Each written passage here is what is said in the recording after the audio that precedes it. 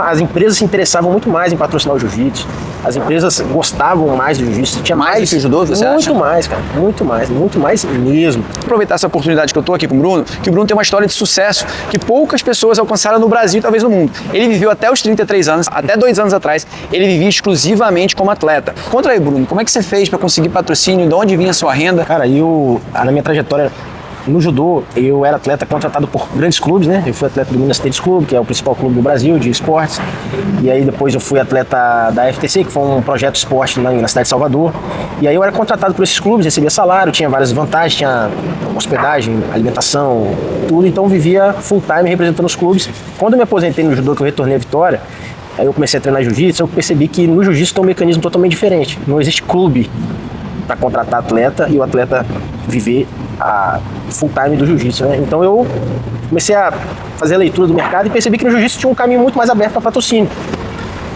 As empresas se interessavam muito mais em patrocinar o jiu-jitsu. As empresas gostavam mais do jiu-jitsu. Tinha mais do que o judô, você acha? Muito mais, cara. Muito mais mesmo. E aí eu percebi o seguinte, né? Eu via muitos atletas do jiu-jitsu você aí no Instagram da pessoa tem lá.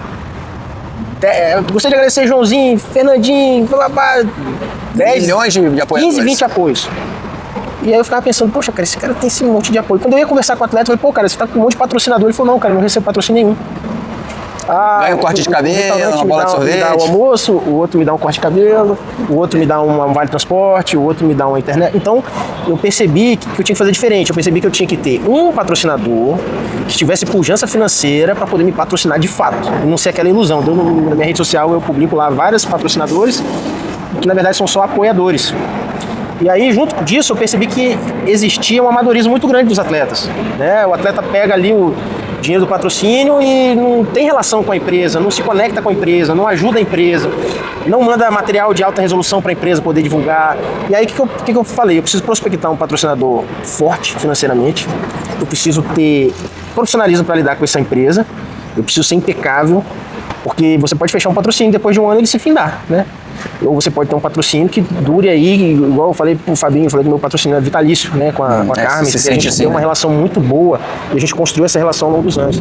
Então, eu hoje em dia sou o primeiro atleta do Espírito Santo de jiu-jitsu a ser patrocinado por uma multinacional, e aí eu tenho a oportunidade de rodar todo o circuito internacional, o europeu, o pan-americano, o brasileiro e o mundial. Tive excelentes resultados, né, nesses últimos 5 anos, foi uma trajetória de sucesso, posso falar isso pelos resultados que eu tive. Foi basicamente isso. Quando eu comecei no jiu-jitsu, eu dava aula de judô. Então, o que me mantinha minha renda era aulas de judô infantil, nas escolas, nas academias, e eu tinha minhas despesas pagas pelo meu patrocinador para poder viajar aos campeonatos. Então, eu dava aula e treinava. Então, as aulas que eu dava me mantinha financeiramente e o treino, né, no dia a dia, o meu patrocinador pagava as minhas despesas. Tá aí, ó. História do Brunão. Merece ser uma história inspiradora e eu conheço, na verdade, não dá tempo de contar a história, mas eu conheço da história de como que ele fez para se aproximar da Carmen e como é que ele fez para convencer. E hoje mesmo, assim, aposentado, porque não tá ali, ainda compete em altíssimo nível, mas, né, agora já se divide, né? A Carmen não abandonou ele, continua levando ele para os principais campeonatos aí para participar aí. Parabéns, Bruno. Valeu.